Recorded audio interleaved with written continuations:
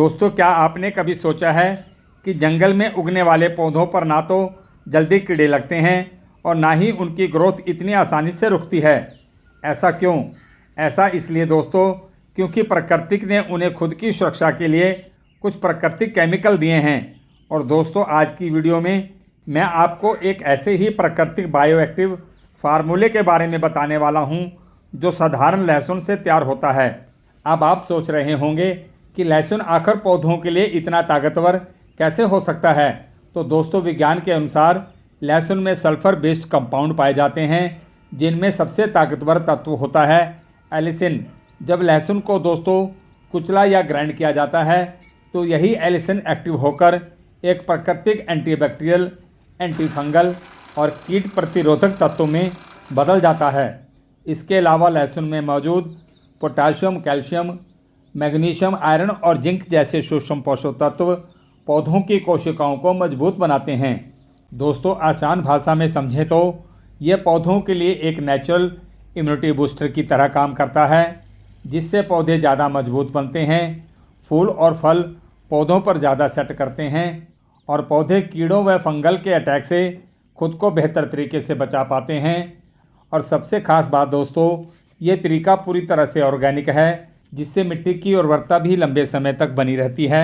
तो दोस्तों, अगर आप भी चाहते हैं कि आपके टेरेस गार्डन या खेत के पौधे कम खर्च में ज़्यादा पैदावार दें, तो आज की वीडियो को अंत तक जरूर देखिएगा, क्योंकि आज मैं आपको बताऊंगा इस वैज्ञानिक तरीके से तैयार किए गए लहसुन वाले लिक्विड फर्टिलाइज़र को कैसे बनाना है, कैसे इस्तेमाल करना है और किस समय देने पर इसका रिजल्ट सबसे ज़्यादा तेज़ मिलता है। तो चलिए दोस्तों, वीडियो को अब शुरू करते हैं। दोस्तों, जैसा कि आप इस समय मेरे टेरेस गार्डन में देख सकते हैं कि इतनी गर्मी के मौसम में भी यहाँ हर तरफ हरियाली ही हरियाली दिखाई दे रही है। ये जो आप सामने देख रहे हैं, ये सफ़ेद गोभी के पौधे हैं और उधर कलरफुल गोभी के पौधे हैं। दोस्तों, इनके बल्ब का आकार आप खुद देख सकते हैं कितना बड़ा और कम्पैक्ट बन चुका है। और इधर देखिए दोस्तों, ये बैंगन के पौधे हैं जिन पर भर भर के बैंगन लगे हुए हैं। दोस्तों, एक समय ऐसा था जब इन पौधों पर लगातार फूल झड़ रहे थे, लेकिन जैसे ही मैंने पौधों की जड़ों में माइक्रोन्यूट्रेंट और बायोएक्टिव को देना शुरू किया, वैसे ही इनके फूल सेट होने की क्षमता कई गुना तक बढ़ गई। दोस्तों, विज्ञान की भाषा में इसे फ्लावर रोटेशन कहा जाता है, यानी पौधों का फूलों को गिराने के बजाय उन्हें फल में बदलने की क्षमता प्रदान करना। और ये कद्दू की बेल देखिए दोस्तों, इस पर कितने बड़े बड़े कद्दू लगे हुए हैं। दोस्तों, बेल वाली फसलों में अक्सर शुरुआती दौर में फल सूखकर गिर जाते हैं, क्योंकि पौधों के अंदर पर्याप्त ऊर्जा और मिनरल बैलेंस नहीं बन पाता। लेकिन जब पौधों को सही मात्रा में सल्फर कंपाउंड्स, पोटाशियम और ट्रेस एलिमेंट्स मिलने लगते हैं, तो पौधों का मेटाबॉलिक सिस्टम तेज़ी से एक्टिव होने लगता है, जिससे पौधे ज़्यादा ऊर्जा बनाते हैं और फल ज़्यादा समय तक टिके रहते हैं। दोस्तों, आज मैं आपसे सिर्फ देसी नुस्खा शेयर नहीं कर रहा हूँ, बल्कि पौधों के पीछे काम करने वाले विज्ञान को भी आसान भाषा में समझा रहा हूँ, क्योंकि जब तक हमें यह समझ नहीं आएगा कि पौधों में आखिर समस्या क्यों आती है, तब तक हम इसका सही समाधान नहीं कर पाएंगे। दोस्तों, अब ज़रा पौधों की समस्याओं को समझते हैं। जब पौधों पर एफिड्स, वाइट फ्लाई, मिलीबग या माइट्स जैसे कीड़े हमला करते हैं, तो ये सिर्फ पत्तियां नहीं खाते दोस्तों, बल्कि पौधों का रस भी चूसते हैं, जिससे पौधों के अंदर बनने वाली क्लोरोफिल की प्रक्रिया कमज़ोर होने लगती है। दोस्तों, क्लोरोफिल ही वह शक्ति है जिसकी मदद से पौधे सूर्य की रोशनी को भोजन में बदलते हैं। इसे विज्ञान की भाषा में फोटोसिंथेसिस कहा जाता है। दोस्तों, जब ये प्रक्रिया कमज़ोर पड़ने लगती है तो पौधों की ग्रोथ रुकने लगती है, पत्तियां पीली होने लगती हैं और पौधे धीरे धीरे कमज़ोर होने लग जाते हैं। तो यही वो समय है दोस्तों, जहां पर लहसुन का वैज्ञानिक फार्मूला काम आता है, क्योंकि लहसुन में मौजूद एलिसिन और सल्फर कंपाउंड कीड़ों के नर्वस सिस्टम पर असर डालते हैं, जिसकी वजह से दोस्तों कीड़े पौधों से दूर भागने लगते हैं। इसके अलावा दोस्तों, इसमें मौजूद एंटी फंगल गुण पौधों को फंगल इन्फेक्शन से भी बचाते हैं। और सबसे खास बात दोस्तों, जब हम इस वैज्ञानिक लिक्विड को पौधों की जड़ों में देते हैं तो मिट्टी में मौजूद अच्छे माइक्रोब्स भी एक्टिव होने लगते हैं, जिससे पौधों की जड़ें मिट्टी से ज़्यादा तेज़ी से पोषक तत्व खींचना शुरू कर देती हैं। अब दोस्तों वीडियो के उस महत्वपूर्ण पार्ट की भी बात कर लेते हैं जिन संकेतों को देखकर आपको तुरंत समझ आना चाहिए कि पौधों को इस लिक्विड फर्टिलाइज़र की ज़रूरत क्यों है। तो दोस्तों अगर पौधों की पत्तियां अंदर की ओर मुड़ रही हैं, नई पत्तियां छोटी निकल रही हैं, फूल आकर गिर जाते हैं या फल तो लग जाते हैं लेकिन कुछ समय के बाद ये सूखकर गिर जाते हैं, या पौधों की ग्रोथ अचानक से रुक सी गई है, तो दोस्तों ये सब देखकर अब आपको ज़्यादा देर नहीं करनी चाहिए, क्योंकि या तो पौधों पर माइट्स का अटैक हो चुका है या फिर पौधे किसी भी रीजन से अंदर से कमज़ोर हो चुके हैं।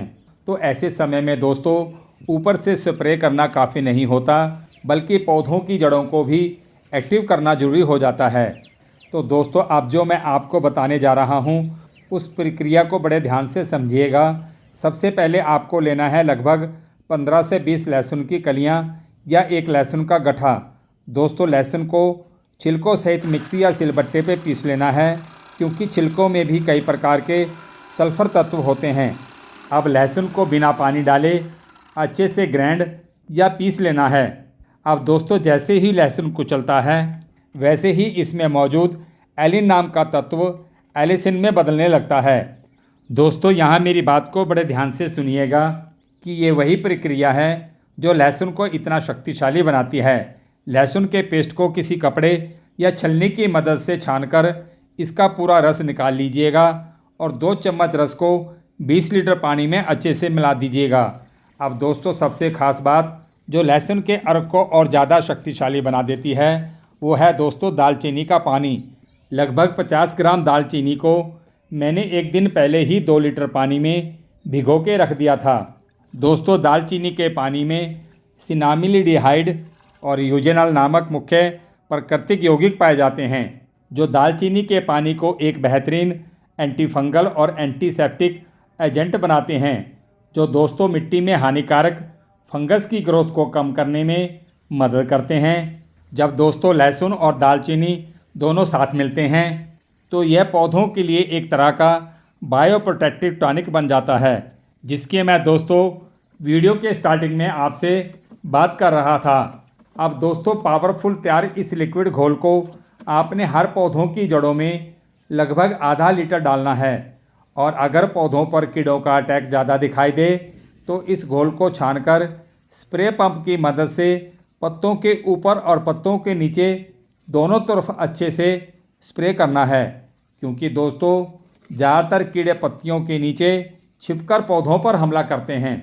अब रही दोस्तों इसके रिजल्ट की बात, इस लिक्विड फर्टिलाइज़र को देने के करीब 5 से 7 दिन के बाद आप देखेंगे कि पौधों की पत्तियां ज़्यादा हरी और चमकदार होने लगेंगी, नई ग्रोथ तेज़ी से निकलने लगेगी, और सबसे ख़ास बात दोस्तों पौधों में फूलों की संख्या बड़ी तेज़ी से बढ़ने लगेगी।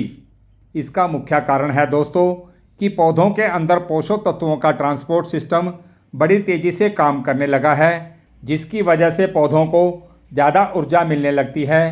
अब देखिए दोस्तों ये वही पौधे हैं जिनमें लीफ कर्ल और माइट्स की समस्या थी, लेकिन इस ऑर्गेनिक लिक्विड को देने के बाद अब इसकी नई पंक्तियां बिल्कुल हेल्दी निकलनी शुरू हो गई हैं और पौधों पर भर भर के फूल आना शुरू हो गए हैं। जैसा कि आप दोस्तों देख रहे हैं, ये प्राचीन पद्धति सिर्फ पौधों को बड़ा नहीं बनाती, बल्कि मिट्टी, पौधे और वातावरण इन तीनों को स्वस्थ भी रखती है। दोस्तों एक ज़रूरी बात का विशेष ध्यान रखें, इस लिक्विड का उपयोग हमेशा शाम के समय ही करें, ताकि तेज़ धूप के कारण पौधों पर किसी भी प्रकार का स्ट्रेस ना पड़े। साथ ही इसका प्रयोग हर 10 से 15 दिनों के अंतराल पर ही करें। आवश्यकता से अधिक मात्रा में उपयोग करने की गलती बिल्कुल ना करें, क्योंकि किसी भी चीज़ का अत्यधिक प्रयोग पौधों को नुकसान भी पहुंचा सकता है।